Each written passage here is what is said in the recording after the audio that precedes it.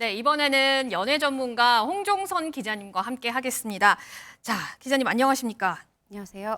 자, 우선 현재 가장 떠들썩한 이슈인 셔틀콕의 여제, 이 배드민턴 국가대표 안세영 선수 얘기부터 좀 해볼 텐데요. 자, 그 전에 관련해서 안세영 선수 목소리부터 듣고 오시죠. 7년 동안 되게 많은 걸 참고 살았던 것 같아요. 억누르면서. 이 악착같이 달렸던 이유 중에 하나가 제 목소리에 힘이 좀 실렸으면 좋겠는 바람에 이렇게 정말 힘들게 바쁘게 살았었던 것 같습니다. 많은 걸 참고 억누르고 바쁘게 살았다. 이런 발언에 대한 추측들이 굉장히 난무를 했는데, 자, 이런 와중에 안 선수가 그간 막내라는 이유로 청소, 빨래, 온갖 잡무를 했다. 이런 얘기가 있더라고요, 홍종선 기자님. 그렇습니다. 많은 걸 참고 억눌렀다. 또 굉장히 힘들고 바쁘게 살았다. 저 얘기를 들을 때는 우리가 정말 상상도 못했던 일이 아닌가 싶습니다. 네. 그동안 이제 나올 때는 부상 관리에 대해서 소홀했다. 국제대회 참여에 대해서 좀 강요가 있었다. 혹은 나는 좀 내가 신고 싶은 운동화 신고 싶은데 그럴 수 없었다. 아니면 뭐 개인 후원 이런 거 받고 싶었는데 제약돼 있었다. 이런 건 줄만 알았는데 네. 심지어 이런 일상, 심지어 선수들이 함께 생활하지 않습니까? 그런 일상에서까지 이렇게 바쁘고 힘들고 억누르고 참았는지는 정말 상상도 못했는데요. 일과 후에 휴식을 하고 싶었다. 이게 얼마나 어떻게 보면 당연한 요구인데 본인이 할 일을 다 하고도 선배들의 끊어진, 물론 일부 선배입니다.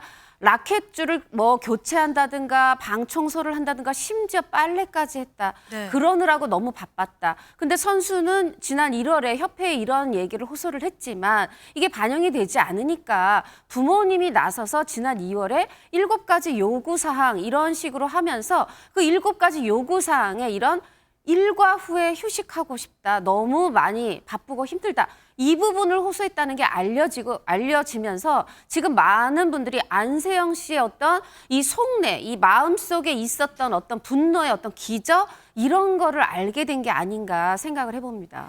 제가 사실 안세영 선수의 소식을 보면서 가장 좀 가슴이 아팠던 건 안세영 선수가 2002년생 이제 22살이더라고요. 그런데 보니까 중학교 3학년 때 국가대표에 처음 발탁이 돼서 그러면 중학교 3학년 때부터 7년 동안 계속해서 청소하고 빨래하고 선배들 라켓줄을 갈았다는 건데 관습이라고 하기엔 좀 악습인 것 같다는 생각도 드는데요.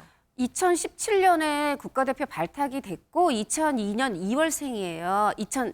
그래서 이제 이때 나이가 한 이제 만 15세였습니다. 네. 만 15세면 본인이 당연히 부모님하고 있으면 어떠한 집안일도 아들이든 딸이든 시키지도 않겠지만 지금 굉장히 집중하고 훈련에 집중하려고 집에서 다니지 않고 지금 함께 모여서 숙소 생활하는 거잖아요. 네. 그런데 여기서 이제 이런 겨우 15살짜리가 남의 빨래하고 내 것도 모자라서 남의 거 라켓줄 갈고 청소했다고 생각해 보십시오. 이게 굉장히 정말 울분에 찰 일이고 그런데 이 부분에 대해서 말씀드렸지만 지금 해결이 안 돼서 얘기가 나오는 거잖아요. 본인도 말하고 본인도 말했는데 네. 이거에 대해서 협회가 이거는 오래된 관습이라 당장 어떻게 할 수가 없다. 점진적으로 해결하겠다 하는데 이건 관습이 아니라 악습이고요. 그리고 누리꾼들에서 지금 공분하는 겁니다. 누리꾼들께서도 지금 21세기다. 군대에서도 저런 일을 시키지 않는다. 청소하고 빨래하려고 국가대표 됐느냐. 이런 얘기를 하고 있는 거고요. 정말 근데 점진적으로가 있을까요? 악습은 당장 고치지 않으면 오늘 고치지 않으면 다음이 없습니다. 근데 이렇게 협회가 아니란 그 인식을 가지고 있다 이런 생각이 들고 저는 이게 또한 그 지도자 말에 따라야 된다는 복종 규정 이것이 이미 2022년도에 폐지가 됐는데 아직도 모르고 배드민턴 협회 이 운영 지침에 들어있다는 것도 저는 같은 맥락에 있다고 보는데 네. 이 선수 관리 지침이 사실은 1988년도에 생겼거든요. 그런데 이게 1918년도에 쇼트트랙에서 조재범 코치가 성폭행 사건이 일어나고 또 2020년에는 우리 최숙현 이제 트라이애슬론 선수가 이런 폭행들, 지도자와 이 선배들의 폭행과 폭언에 견디지 못하고 스스로 생을 마감하고 이러면서 이게 사실은 이런 복종 규정이 없어진 거예요. 그런데 여전히 관습이라 어쩔 수 없다 따라라 이거는 선배들만 그렇게 한 일부 선배들만의 잘못이 아니라 묵인하고 간과한 이 지도자들의 잘못이거든요. 이 관습이니 따라라라는 지도자 규정을 따라야 된다. 이거조차도 저는 시대에도 맞지 않지만 이미 바뀌어버린 대한체육회가 이미 바꾼 이런 운영 지침도 모르고 바뀐 줄도 모르고 따르지도 않는 저는 이 배드민턴 협회에 대단히 큰 문제가 있다 이런 생각을 합니다. 자, 그런가 하면 안세영 선수는 이런 얘기도 했습니다. 자, 배드민턴 치는 것만으로 내가 좀 충분하게 경제적인 보상을 받을 수 있었으면 좋겠다라고 했지만 사실 협회 측에서는 조금 다른 입장을 내고 있다고요. 그렇습니다. 저희가 무슨 세계 13위의 인도 선수 97억 벌었다, 우리 선수 9억 벌었다 이런 거 비교하지 않겠습니다. 네. 다른 게 아니라 다른 협회하고도 아니고 그냥 배드민턴 협회만 봐도요.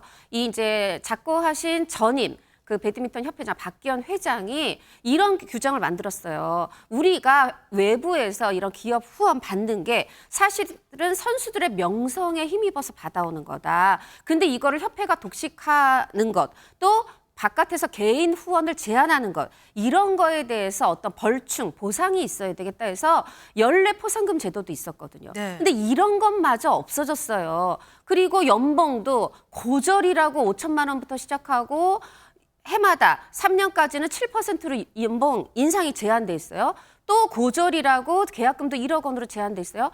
그러면 이렇게 세계 1위의 선수인데 처음에 말씀하실 때 셔틀콕 여제라고 하셨는데 네. 그런 여제 선수가 이렇게 적은 금액을 경제적 보상을 못 받아요. 그런데 지금 안세영 선수가 주장한 게 뭡니까? 저 여러 가지 세계적 브랜드 기업 광고 다 출연하게 해주세요가 아니라 정말 그냥 배드민턴 이거 운동만으로도 경제적 보상이 가능한데 네. 그걸 받고 싶다는 얘기 아니었겠습니까? 말하자면 다른 나라들처럼 운동복만 좀 입히고 아니면 라켓까지는 하는데 신발은 자유를 준다든가 아니면 옷은 협회가 이제 제안 받아 오는데 후원 받아 오는데 라켓과 신발은 만약에 선수가 게다가 세계 1위의 선수가 후원을 받아오면 여기서 이미 수십억 원 이상의 개인 후원을 받을 수 있거든요. 네. 근데 이런 부분이 다 막혀 있고 아까 말씀드린 것처럼 이것뿐 아니라 있던 연례 포상금 제도도 없어지고 이런 불만들에다가 말씀드린 빨래하고 청소하는 것까지 다 겹쳐지니까 저는 안세영 선수가